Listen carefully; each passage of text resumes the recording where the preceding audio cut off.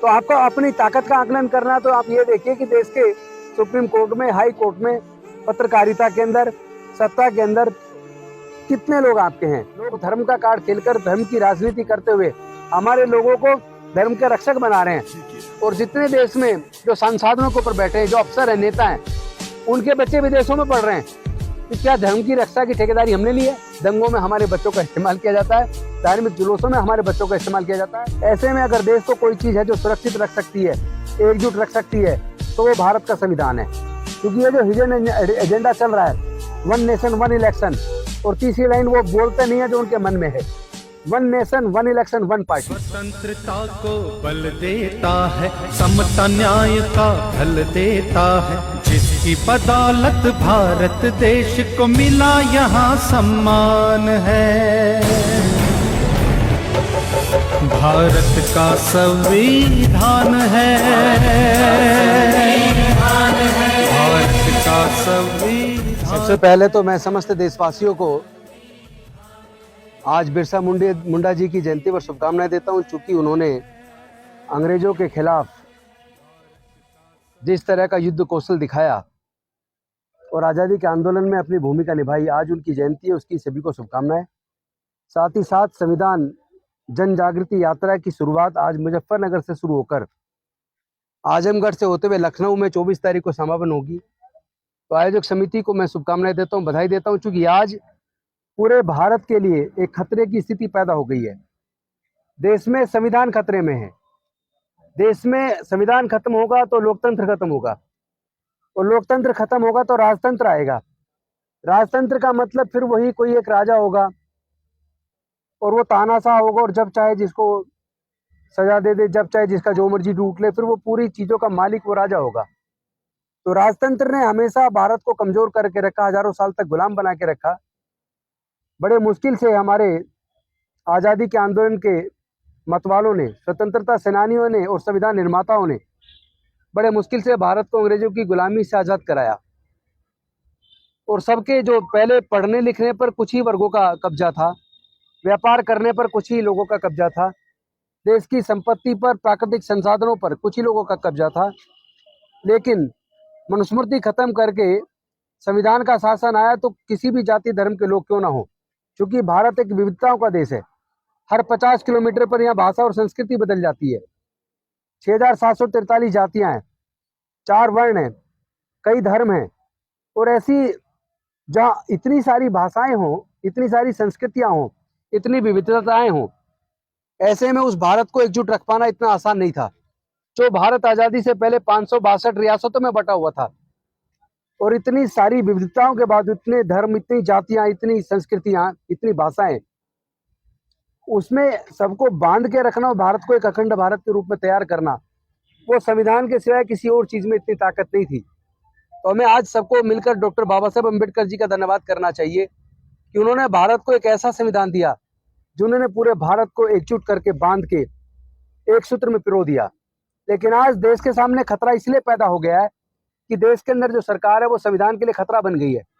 वो एक देश एक election, one nation one election, ये उनका एजेंडा है।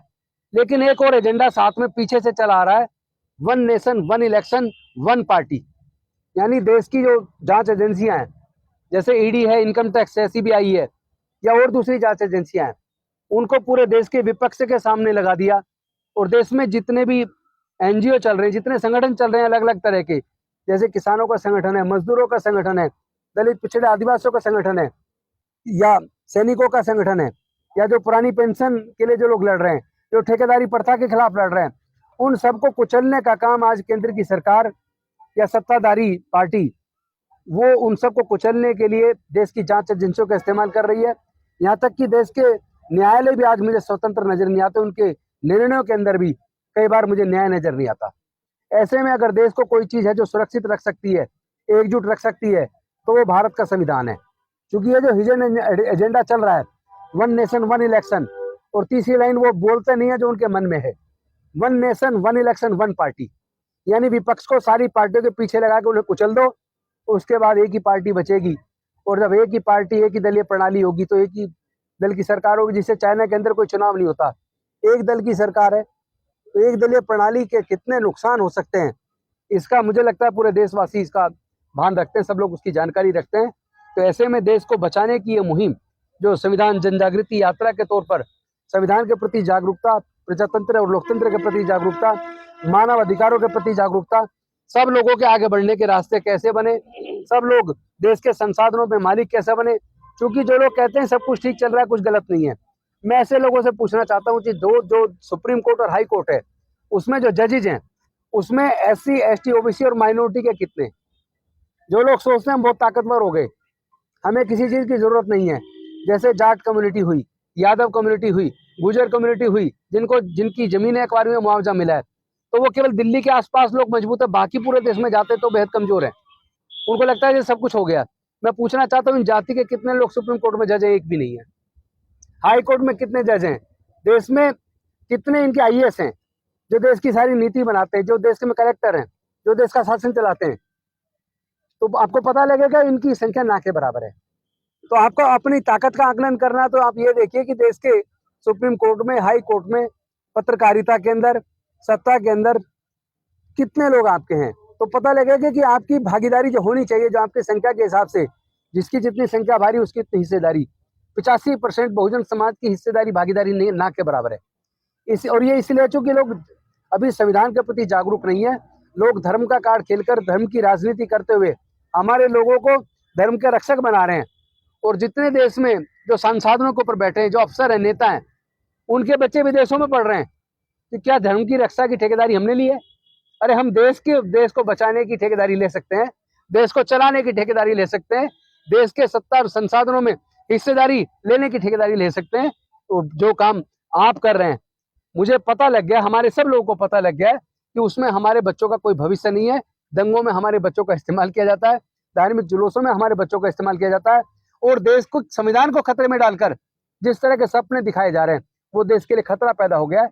इसीलिए ये जो संविधान जन जागृति यात्रा जिसकी जरूरत आ पड़ी है, पूरे देश के अंदर संविधान के प्रति जागरूकता की रैलियां चल रही हैं, इसी तरह की यात्राएं चल रही हैं, अनेकों संगठन पूरे देश में लगे हुए हैं जागरूकता फैलाने में। तो निश्चित तौर पर हम लोग देश को बचाएंगे, देश के संविधान को भी बचाएंगे, देश के लोकतंत्र को भी बचाएंगे, देश में मानवता को भी बचाएंगे, और जिन लोगों की हिस्सेदारी नहीं मिली है, जिनकी हकमारी हुई है, उनको उनका हक भी दिलाएंगे।